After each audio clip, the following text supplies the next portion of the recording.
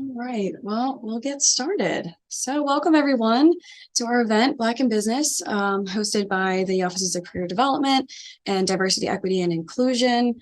Hope everyone's having a wonderful Wednesday so far. So my name is Andrea Deering. I work in the Career Development Office. I'm the Associate Director. Joined with me is Nancy DeKilly, who is the Director of Career Development, as well as Kim Irvine, the Interim Director of Diversity, Equity, and Inclusion. Chancey Page hopefully was going to show up, but is having some technical difficulties. But he's our Assistant Director of Diversity, Equity, and Inclusion.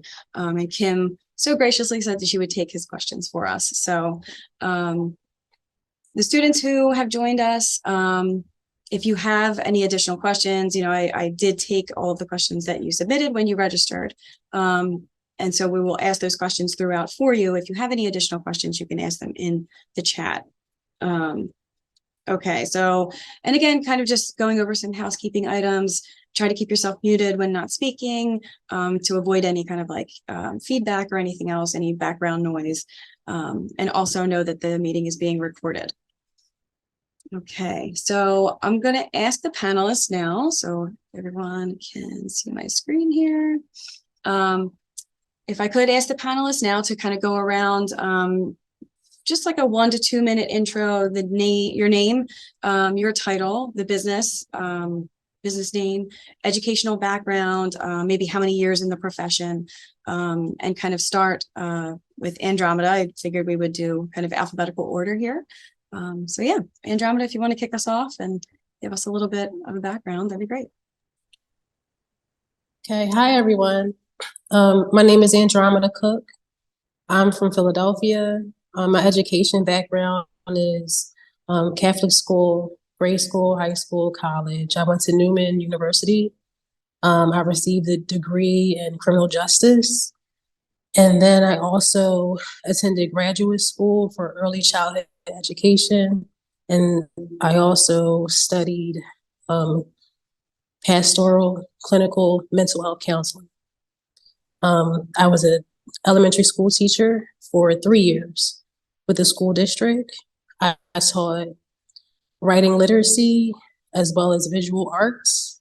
And for the past 2.5 years, I have been pursuing my passion full time, which is art. So currently I am a full-time artist and I love what I do. That's great. All right. Corinne, you want to go next? Thank you. Good evening, everyone. My name is Corinne Green. I am the owner and CEO of HR Mom, Human Resources Managers on the Move. We are a one-stop human resources department for minority, women, and Black-owned businesses. My educational background is I have an undergraduate degree in social work and a master's in communications. I'm about 60% done my doctorate program in strategic leadership through Regent University. And I've been in the field of HR now for over 20 years. And I also have 20 years of adjunct experience teaching at a number of colleges and universities, teaching public speaking, communications classes, business, leadership, you name it. I've sort of been teaching it for the last 20 years as well. That's great. Very impressive. Okay, Marlo. Good evening, everyone. My name is Marlo King. I'm the director and owner of Cuddles and Care Daycare. I've been owning Cuddles and Care Daycare for a little over 25 years. I've been ever since up in Chestnut Hill. I've rented and now I finally got to purchase the building that we're currently at. I have a BA from Arcadia, which was Beaver at the time. And I did a dual in early and elementary education.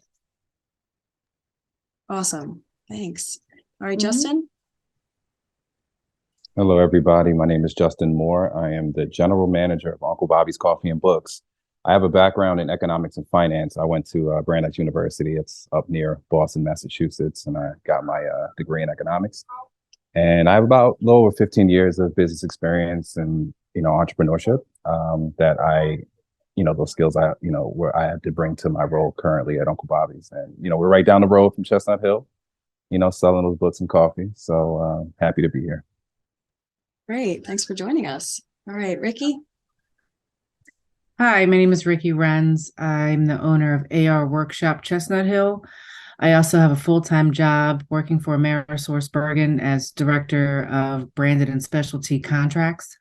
I've had my business for 4 years, and my education background starts with Girls High.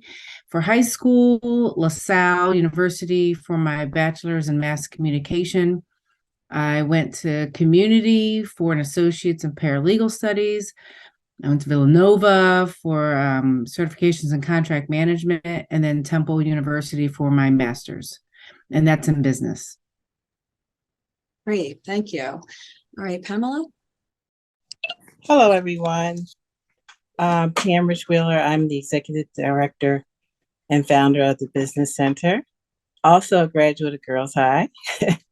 And I feel a connection to a number of people on this call. Corinne was also a participant in our business plan course that's online.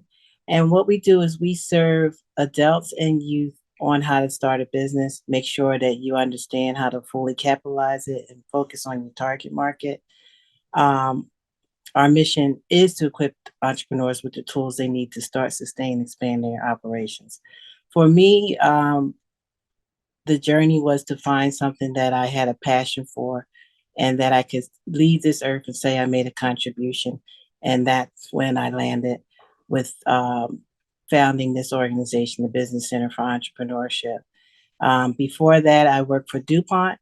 My background, I have an MBA in business and communications. I also have an undergrad from the University of Pittsburgh in business.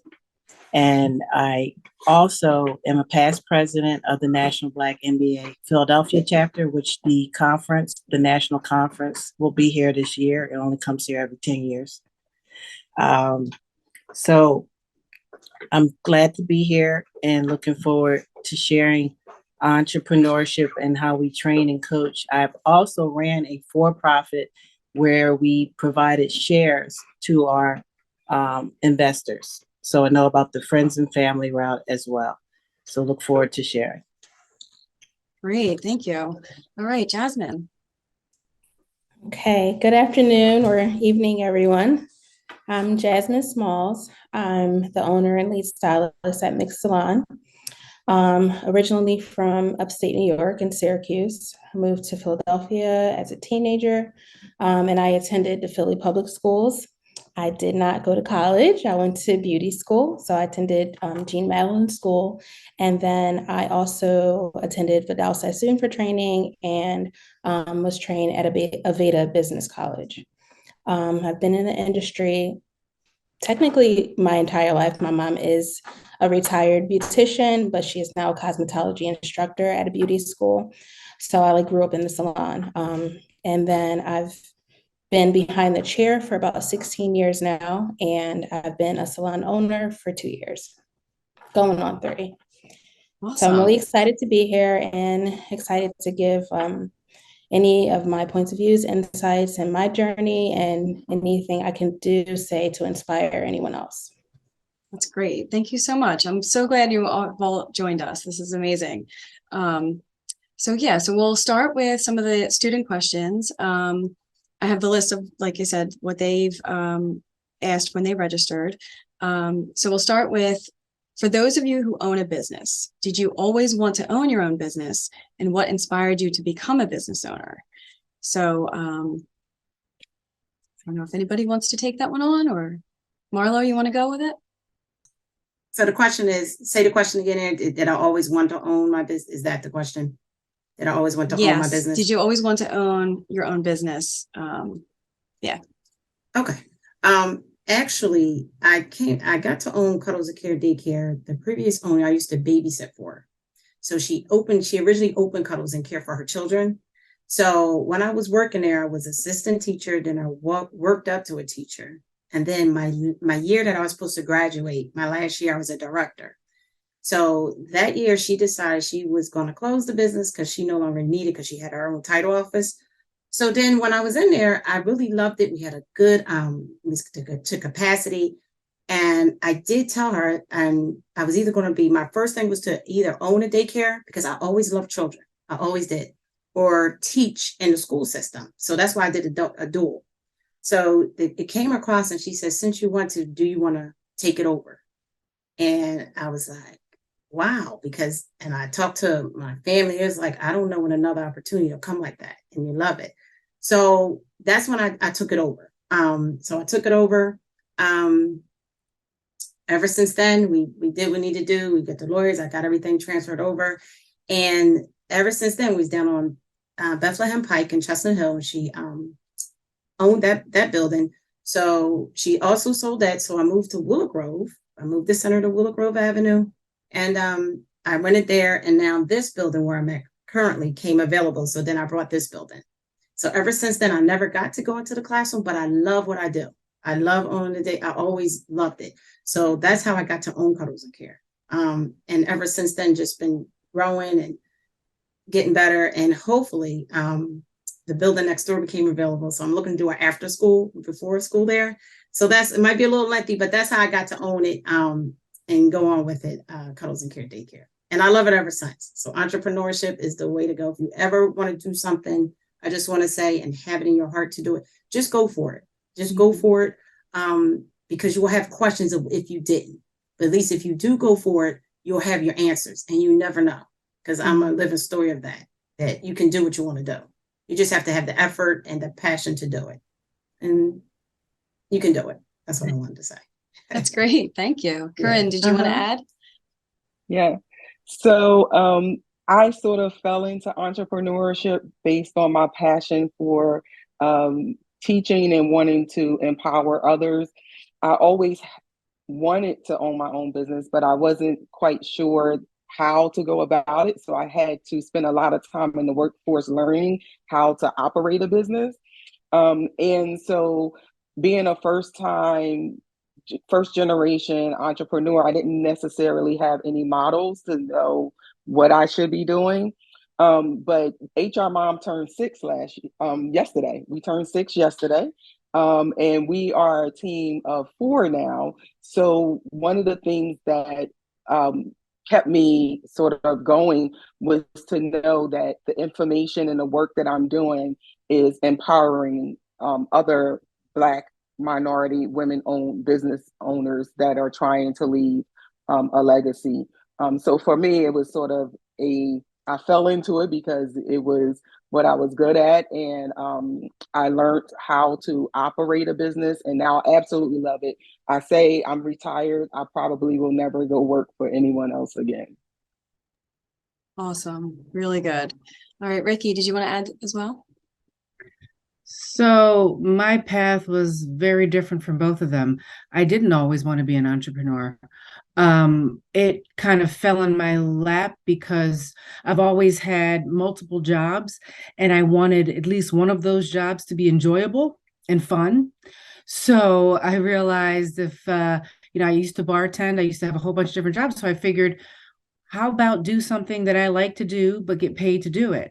So it kind of fell into my lap versus always wanting to be an entrepreneur. But I think that's also another path that you just have to find what you like and what you enjoy doing a majority of the time. Therefore, you could either work for someone or work for yourself. But my path, again, it just seemed like something that I wanted to do, and I just found the means to do it. Very cool. Jasmine, did you want to add too? I do. So for me, it's kind of like Ricky. I didn't want to own my own salon. But I knew that for the atmosphere, the environment that I wanted in a salon, that I had to create that.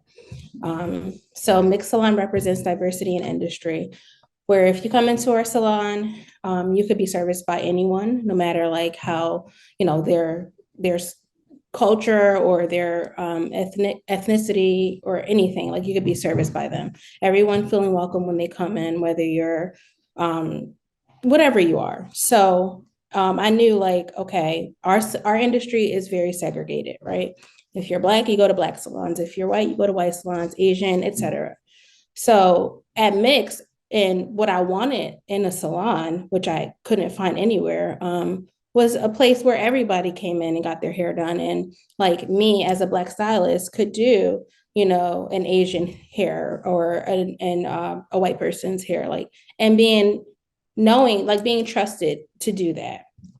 So I had to go ahead and create that environment, working and having like a diverse staff and a diverse clientele. That's not how our industry is. So I had to create that. So that's how I fell into becoming an owner.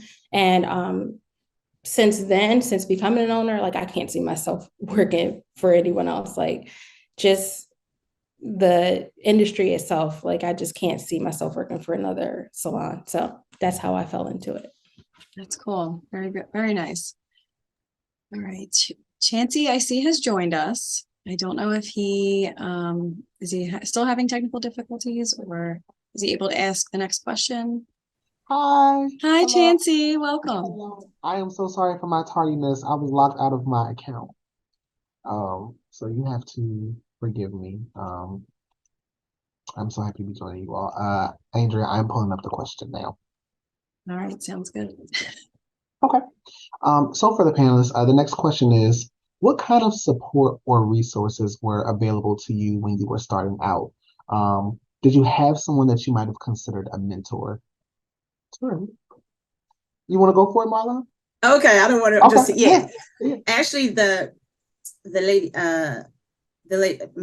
who actually showed me the daycare, who actually babysitted for, she was actually a great mentor, because I learned, like I said, I went from teacher. So I learned from assistant teacher to teacher and then director.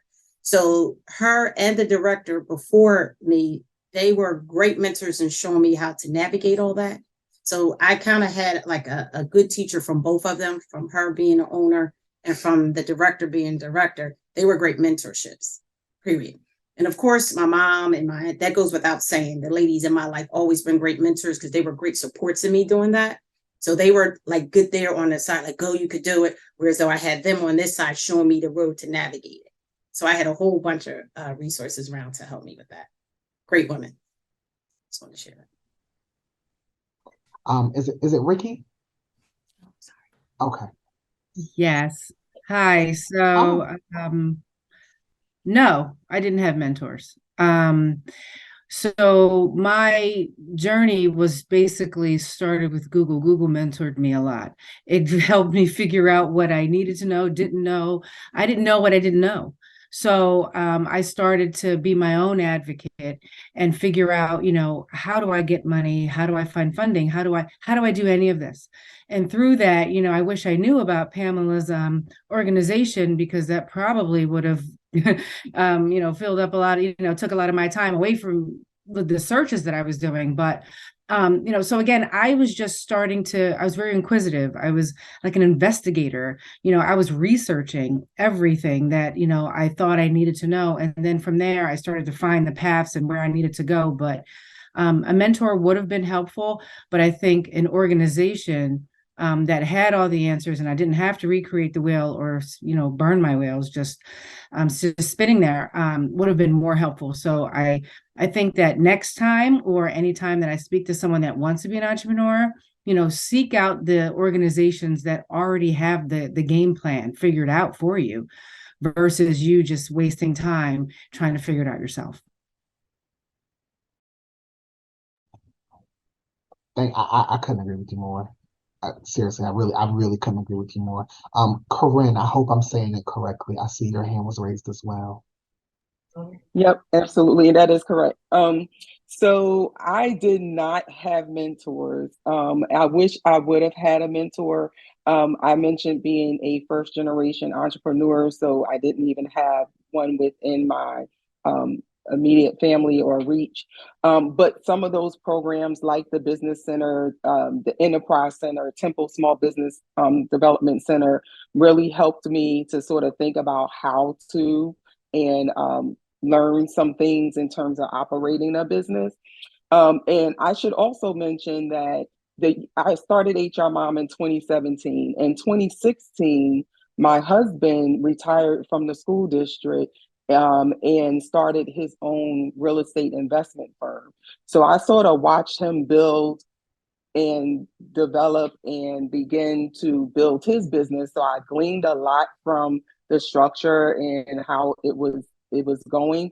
And then I was able to sort of pivot. But I will say now I have great mentors, Pam being one of them, Miss Pam being one of them, folks that I end up meeting and asking, hey, can you mentor me? And I build a circle around asking questions, especially as the business goes through different seasons.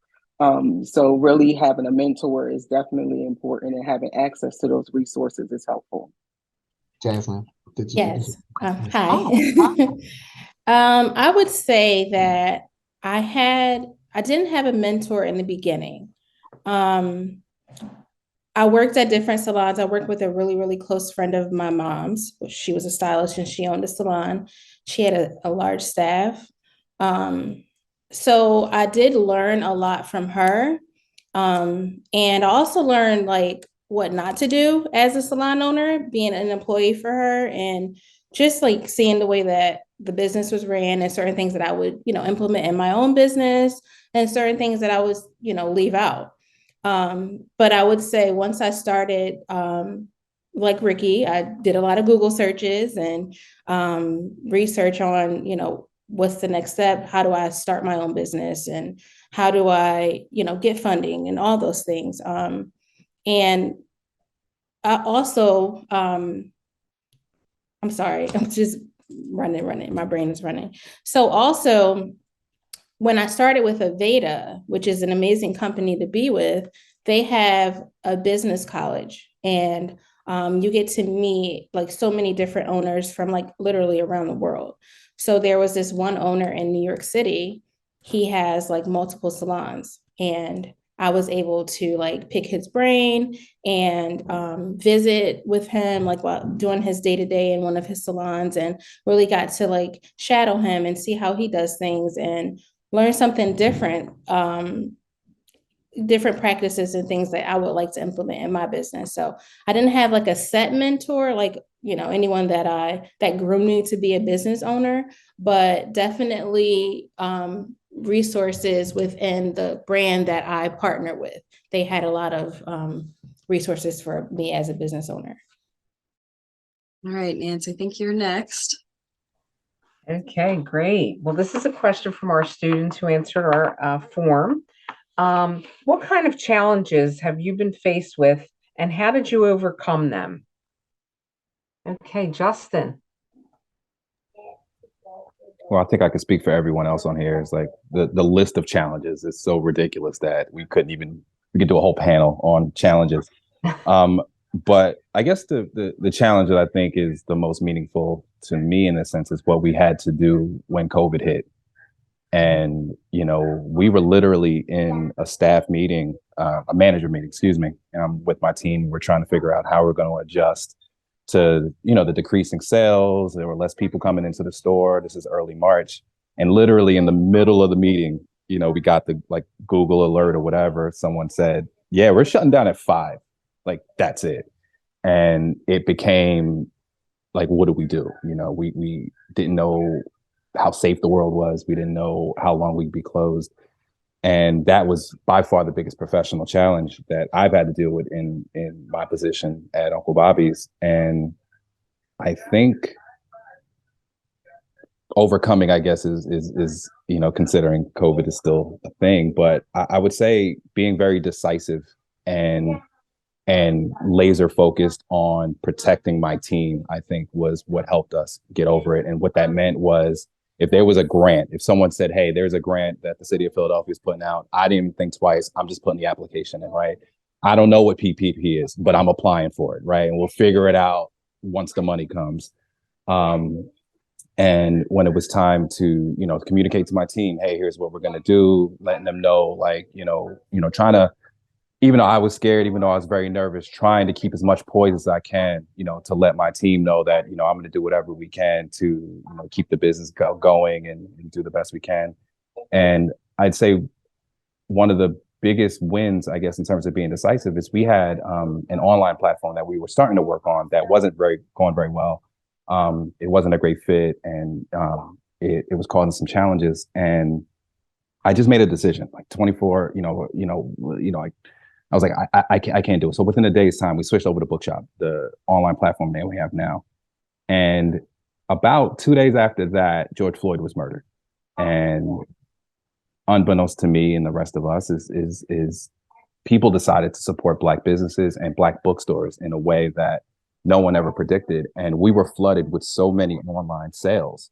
And had we have had the old platform, we wouldn't have been able to handle all the traffic. We would have lost a lot of customers and would have hurt our reputation. So being very decisive and switching over to Bookshop, which was a much better fit for us, I think put us in a position to be very successful, even when we were closed. So I as big of a challenge that was, I think that, like I said, if you're dealing with a crisis, being decisive and doing your best to show your team that you're going to try your best to make sure everyone's taken care of is the way to get through it. Excellent, but really amazing, Justin, like what you've accomplished in that time. I keep saying there were so many negatives to COVID, but so many positives came out. So look, you overcame and took care of your team. So that's great. So Ricky, I see your hand up. Yeah, just briefly. I mean, we had to change our business model from only being in-store workshop to starting DIY to go kits so that folks can do, the same thing they do in our studio in their houses. That was a game changer. And it happened overnight.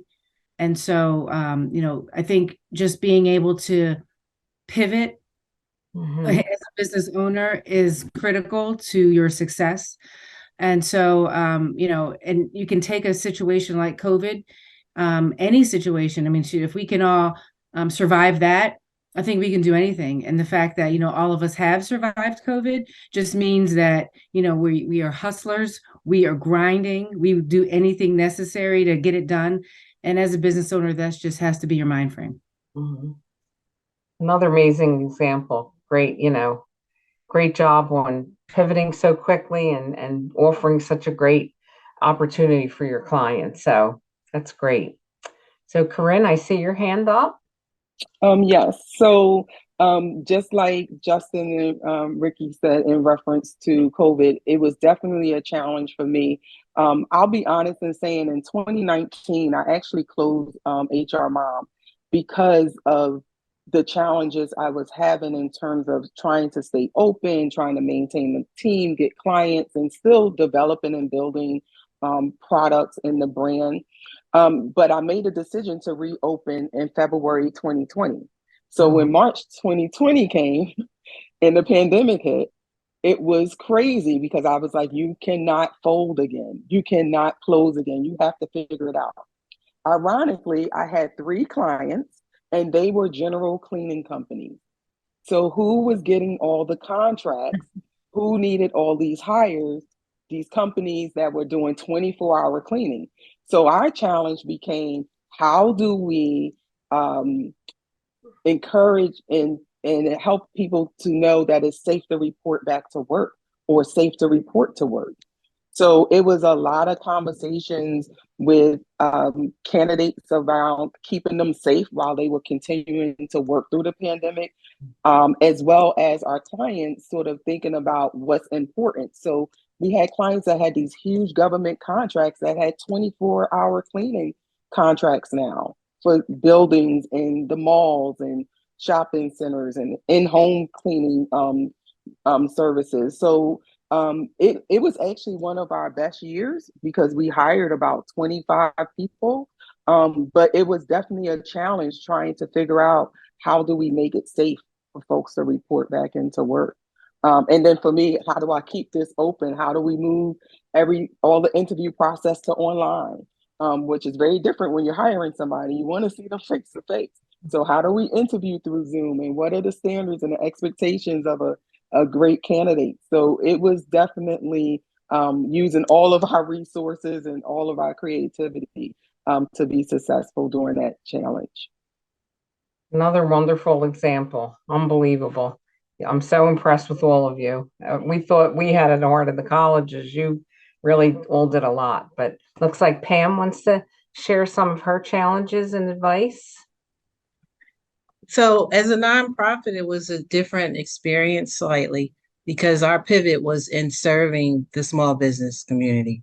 So for us, it was an opportunity to introduce some new services, tax preparation, completing the EIDL loan, helping people complete the PPP packages because the information was confusing. It was frustrating.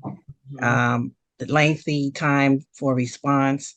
But at the same time, as a nonprofit, we also qualified for PPP, EIDL, and so it was refreshing for us to know that, hey, our books are in order and we benefited from what was offered by the government. But we ended up doing a lot of workshops with the SBA so people could understand what was going on because our mission is to educate.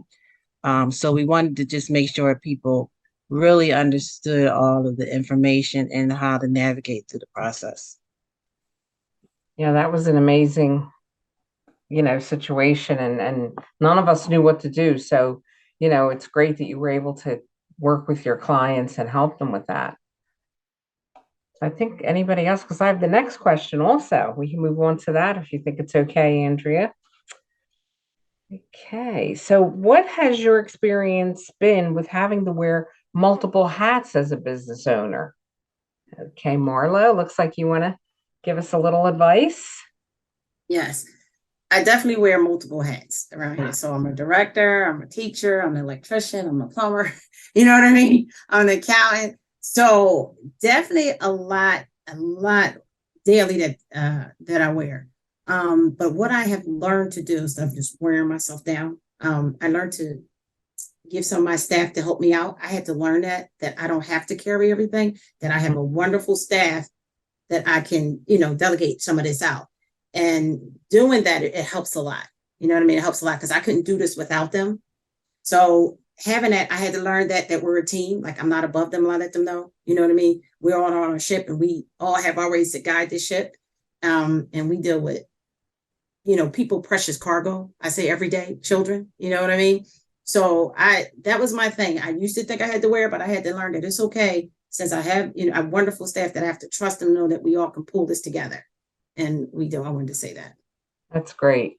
Yeah. Just add to that, we're actually going through a growth spurt right now because, Corinne mentioned a number of technical assistance providers. So it's a very saturated market. So we did some research and to stay relevant, we're opening up an innovation and manufacturing center at the end of August. It's been a 5-year research project. But basically now that we are going through this period, we have to add people to our team and we have to listen to the people that we've already brought in to the team in terms of what structure is needed. And Corinne is actually helping us with that as with her business.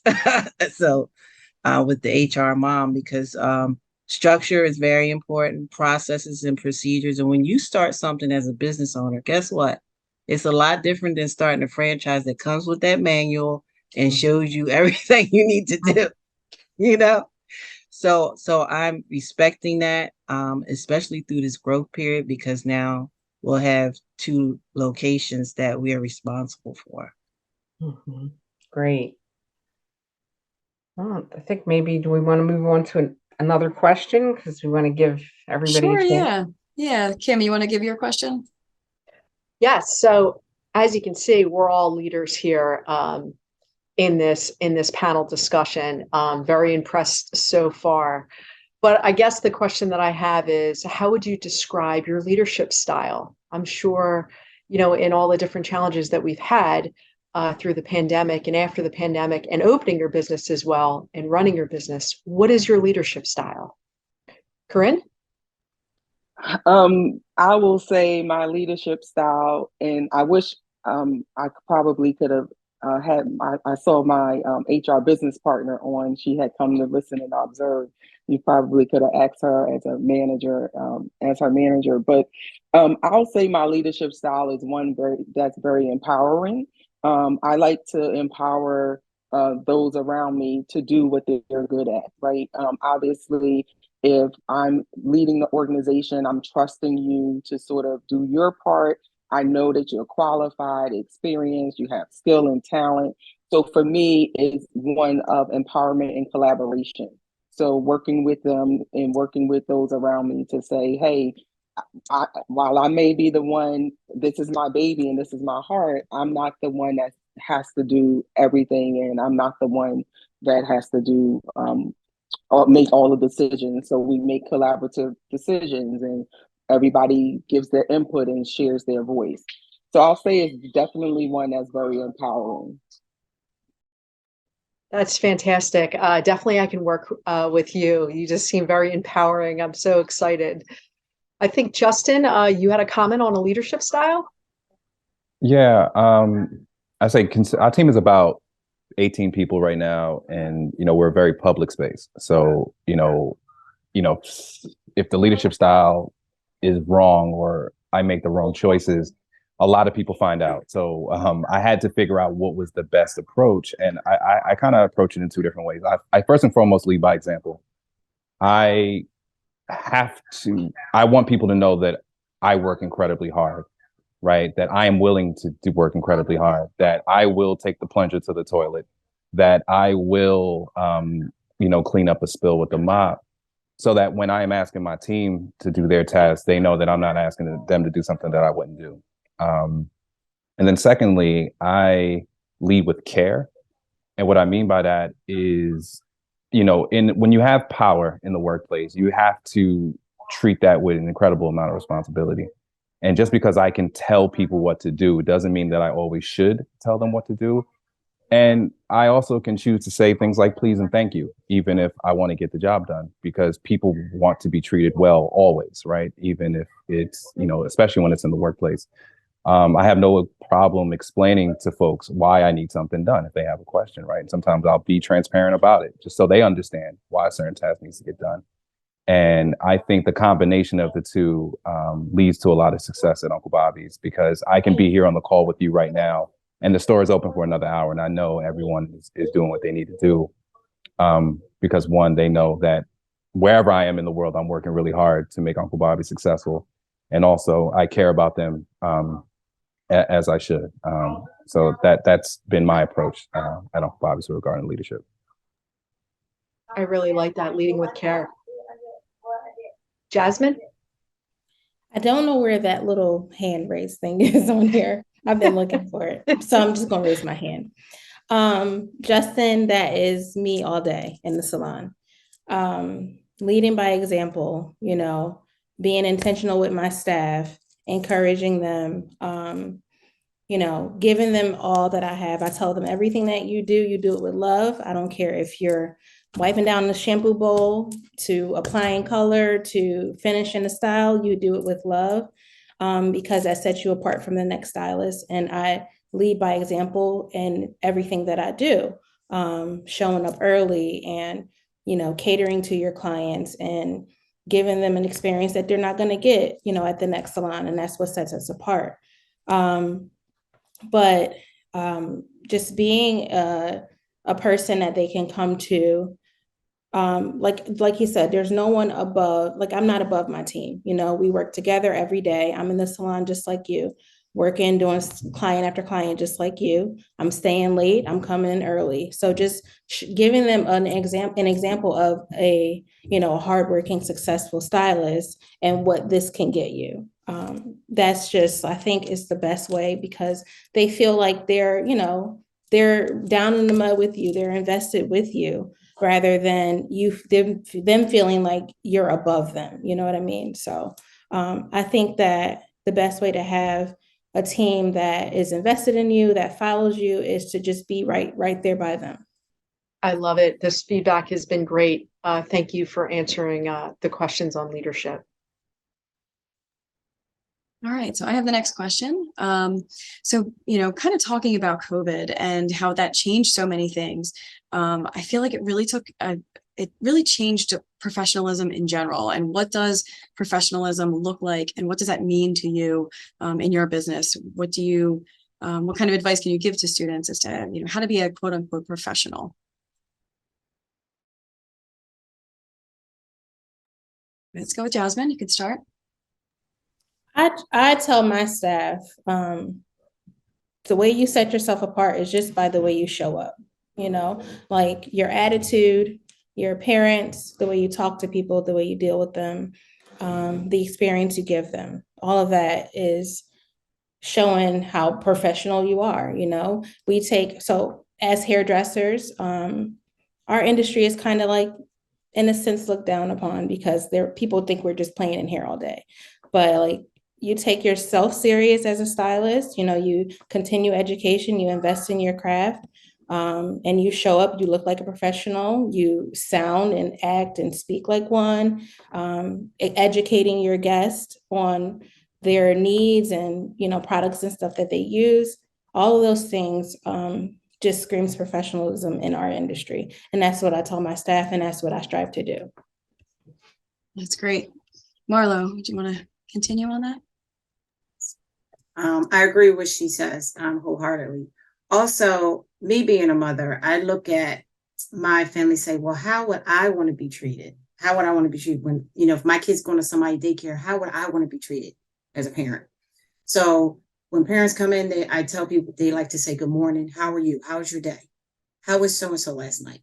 Parents are big, families, period, on communication and showing that you care. You know what I mean? That nurturing. Especially being a daycare teacher, you have to have that, the patience, the nurturing, the communication, the support. That when a parent leaves that, or a family leaves, that they know they have their child there, that they can leave and my child's in a safe, nurturing place. You know what I mean? So when they call listening, listening to them when they show up, taking that extra time to say, Joey day today, he did this, he did that. You know what I mean? So taking those extra steps, taking that extra communication with a parent, when they come, when they leave, even when answering the phones, I tell them, just say, good morning, how you doing? Is there something else I can help you with today? So I was saying professional, taking that extra step means a lot. Customer service, I always say, means a lot. You know what I mean? So I just say, treat people how you want to be treated. You know what I mean? And always have an open mind and listen more than you talk, and don't be prejudgmental. That's what I tell. That's good advice. Yeah, for sure. All right. Anybody else want to add on to that? We can. Okay, Corinne. Yeah, given our industry, human resources gets a bad rep, right? It's like, oh, who wants to go to HR? It's like having to go to the principal's office, right? So I tell my team and others around me, even my clients, that we put the human back in HR. We humanize people, right? So when we are working with someone, we're being intentional about the language we use. We're understanding that people have lives. They have their own life. So when we're recruiting, we do what's called lifestyle recruiting. So we're asking them questions about, how does this position fit into your lifestyle? How does it fit based on what you're looking for? When we're doing reductions in force, or we have to give layoffs, we're being intentional about how we deliver that message, and have we thought through the impact, and have we offered the best severance package, and all those type of things. So really being sensitive to humanize individuals, treating them how you want to be treated, and giving them their dignity, right? Because a lot of times our industry just strips folks of that, just from the reputation of human resources.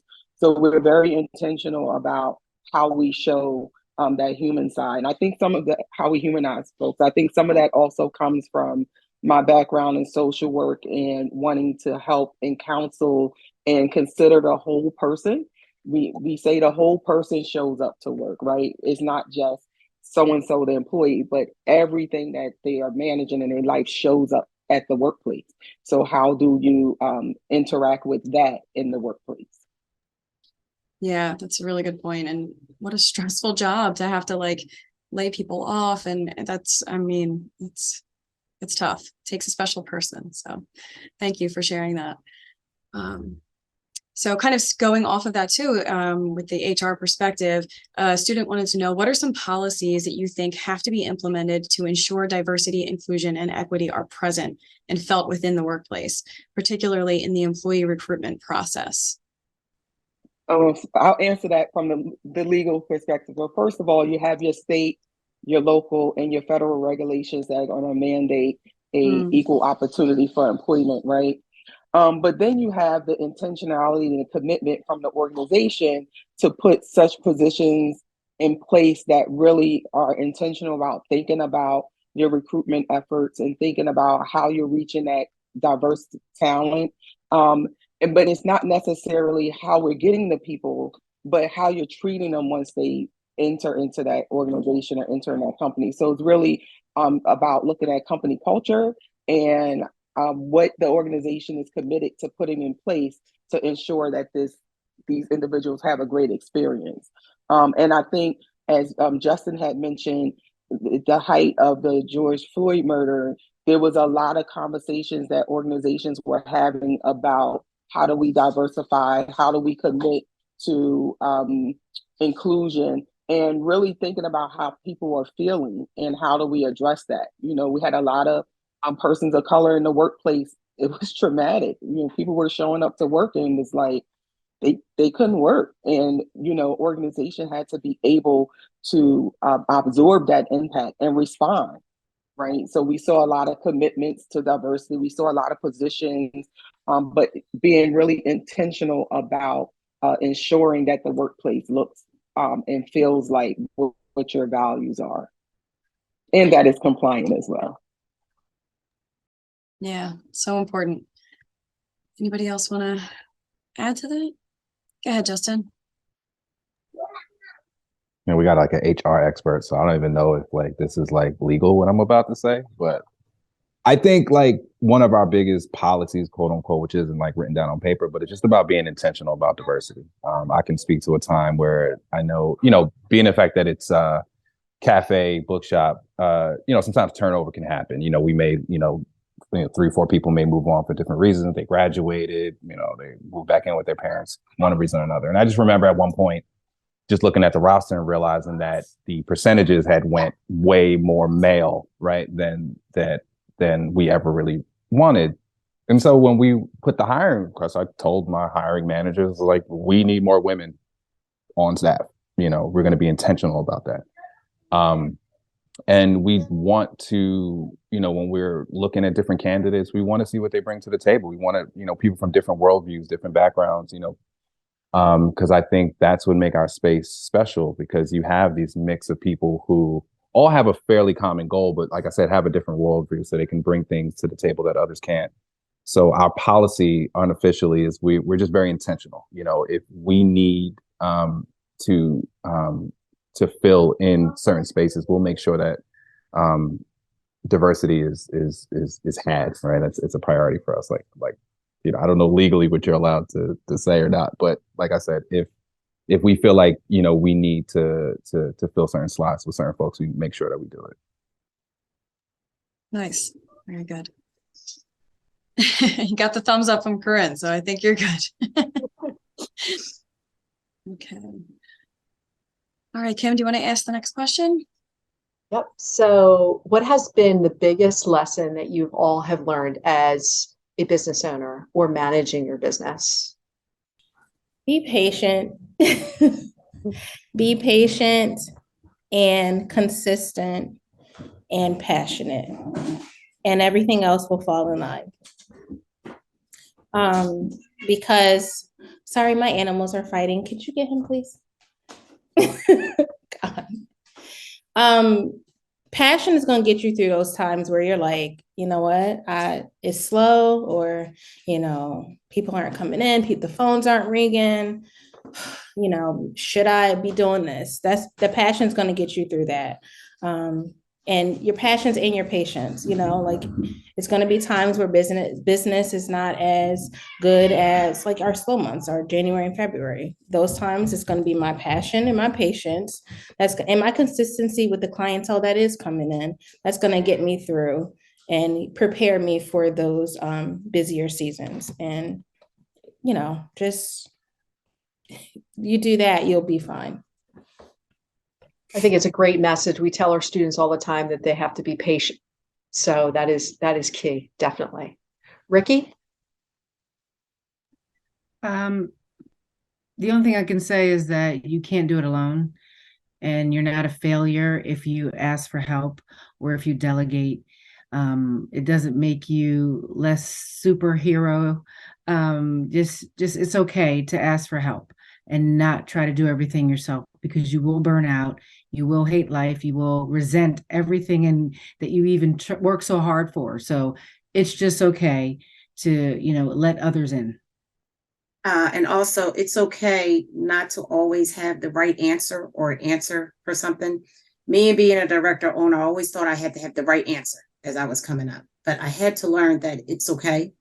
And experience, life, and mistakes that you make prepares you, shows you, you know what I mean? Prepares you and shows you that it'll be okay. It's actually like a lesson.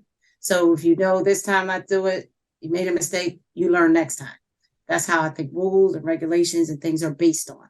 So as you making mistakes, you actually getting seasoned, and it's okay. And if you don't know the answer, it's all right to reach out to somebody or just say, I don't know it to your staff. I think they would respect that more. And that, you can say, I don't know it, but I'm gonna find out the right answer for us to do that. And then you're making a part of it and you both are growing. That's how your business grow, by experience, mistakes. Because you say, oh, I made that last time, but we did this, so now we're going to do it this way. So that's how you learn and grow. And just keep going. You know what I mean? If you have your dreams, just keep going. Must have a passion for what you do. That's what you're gonna, if you love what you do, have a passion and have faith in it, you will do great. So it's okay. I'm just saying, make mistakes, move on. And that's what makes part of an entrepreneur. Facing your fears, going on, and just know you could do it and go for it. Love it. Thank you. Well, Chancey, while we're waiting for Chancey, I would also add that it's really important to show up on time with a plan that you can execute. And those are simple, basic things, but they make a major impact in someone's performance. Yeah, that's great advice. Appreciate that. I think that's what we tell our students as well. Sorry, the technical difficulties I've been having today. I'm so sorry. So moving on to the next question. What is your favorite part about owning a business? And I feel like that's a loaded question because I'm sure that there are plenty of good things about owning a business. So yeah, go for it, Marla. Yes. I'll go for it. I like the leisure that comes with it. That I could get more things done. Like as far as my kids, I can go pick them up if they get sick. So I like the leisure time of it, and the good aspects of it. And the main thing is also being a role model for other that coming behind me that wants to do this and be sharing that like I'm doing today, which is great, which I love to do. So that's really the best part about it. Being a role model, loving what I do, and having the leisure to do it and a passion. My favorite part about owning a business, I have to agree with Marlo, is the leisure, when you can have leisure. But being able to create my own environment, my own atmosphere, my own experience for my clientele, my own culture, just being able to create that and having a vision and just watching it grow and into what you like you're aspiring, that is my favorite part about being an owner. And the journey, someone asked a question, one of our friends was over, we were having like wine and talking, and they asked a question, if you were your younger self and you were offered the amount of money at the end of your journey, like my end goal is to build up Mix into this like franchise and then eventually sell it and move away and sail into the sunset, right? So of course there's a number that I want to sell it for. So he said, would you, knowing what you know now, what you're going through as a business owner, would you take the money, that number, whatever that number is, or would you still go through the journey? You're going to get there, but the journey, what would you do? I'm like, I choose the journey all day, because like the journey is just going to help you to appreciate and the experiences that you get, the people you meet along the way, the connections you make. Like I choose the journey. So just that journey and, you know, the experiences that you get in this endeavor, that's my, you know, my favorite part. Pamela, I see your hand up as well too. So I want to make sure I don't miss you.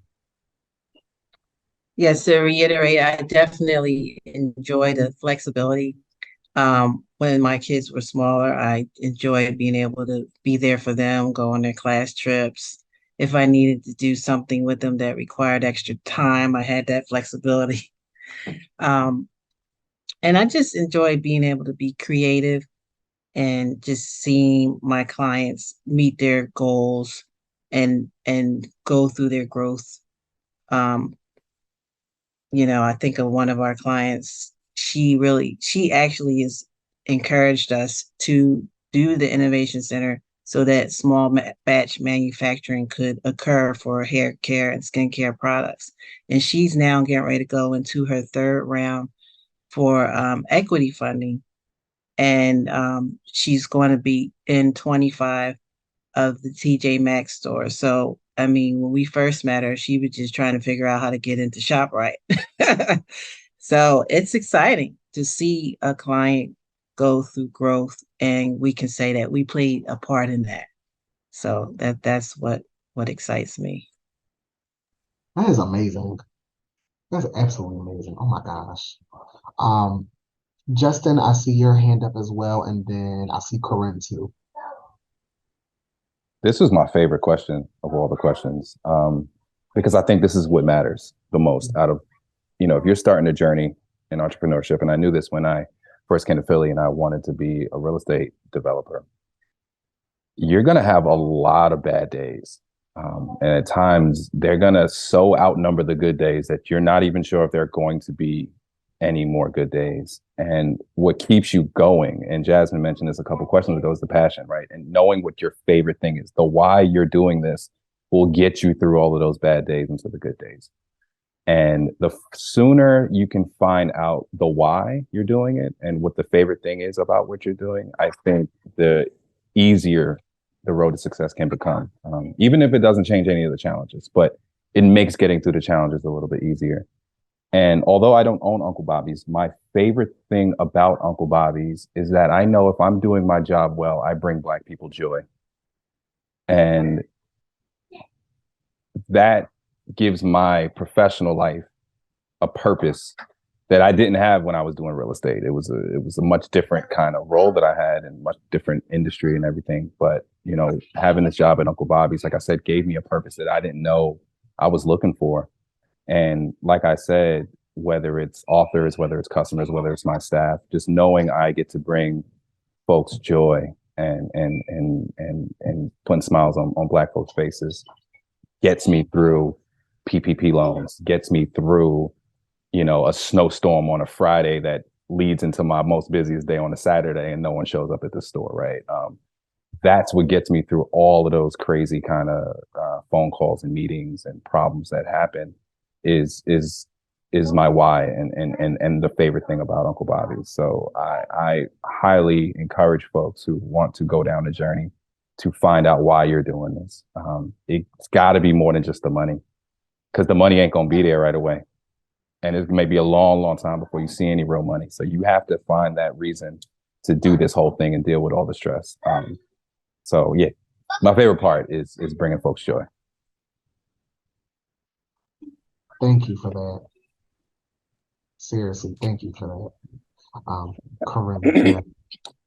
Yeah, I will echo what Justin said. For me, it is other Black and brown girls being able to see me as a role model, to know that it's possible. I was born and raised in Brooklyn, New York, to a heroin addicted mother, and my father was not there. I am the first in my family to graduate high school, college, both undergrad and master's. I will be the first on both sides, mother and father's side, out of 300 plus relatives to have a doctorate degree. And I am the first entrepreneur in my family.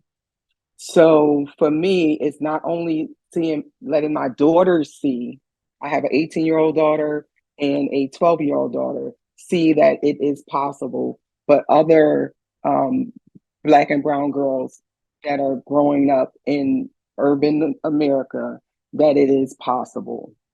So for me, that is my why. That's why I push. That is why I am devoted to serving Black and brown and minority and women-owned businesses. So for me, it is because I did not have that role model, being that role model and having to become her. That's the most rewarding thing. And like I tell my clients, so that they can survive, thrive, and leave a legacy, which are also the names of our 3 products: Survive, Thrive, and Legacy Plan. So being very intentional about wanting them to survive, thrive, and leave a legacy.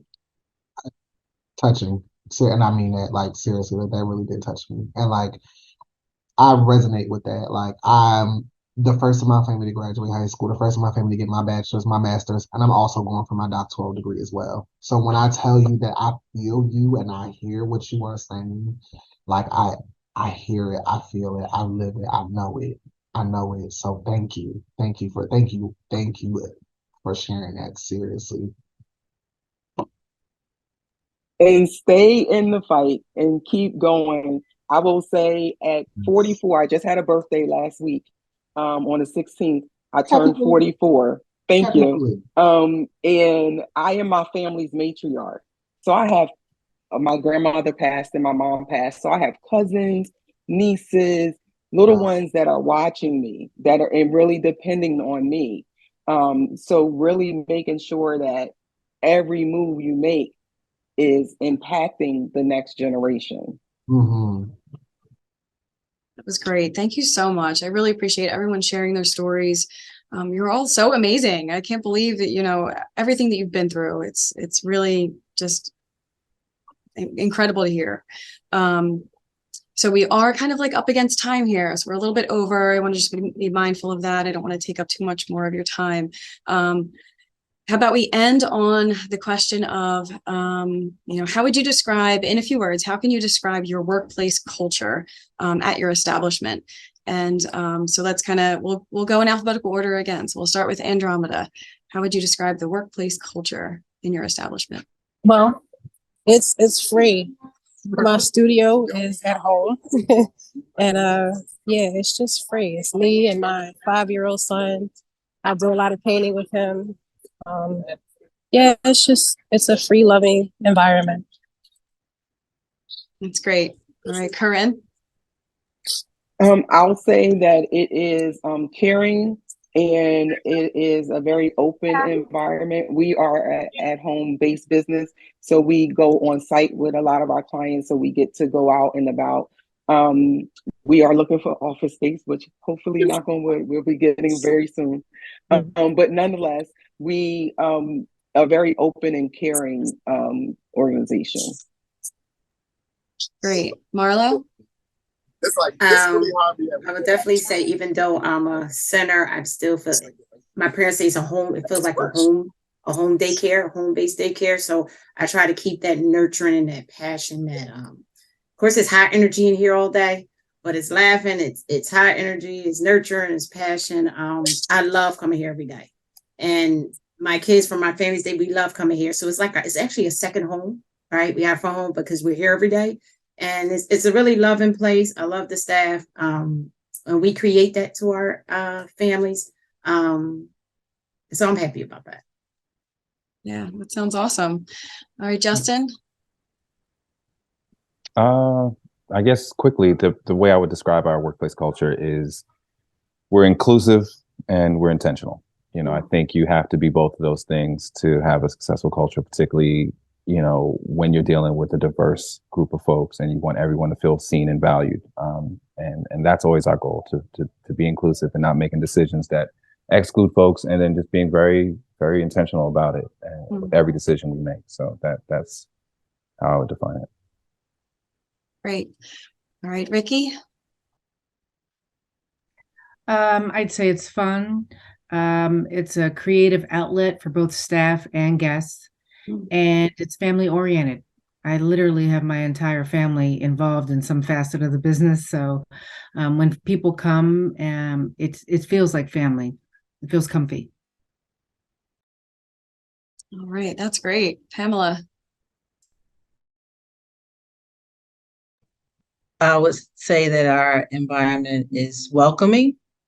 People come into our office, they're not intimidated to ask anything, any questions about their business. We are caring, encouraging, because some of the people that we have come in contact have heard from their relatives, don't do that, don't leave that good job. So we may be that one source that encourages them to move forward after they have that solid business plan and they know that it's a feasible endeavor. And if I could give a plug, we'll be at Grocery Outlet on Friday from 2 to 6, so you can meet part of our team. We'll be there providing coaching along with the SBA. That's great. Awesome. All right, Jasmine.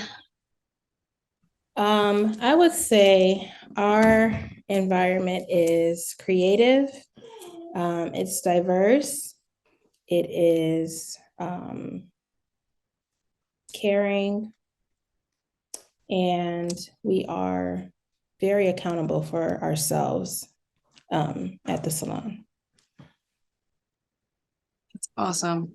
Well, thank you all so much. I really, really appreciate you taking time out of your day to share your lived experiences and your knowledge and just your expertise in each area. I will be sure to make sure that I send all of your contact information to the students who signed up.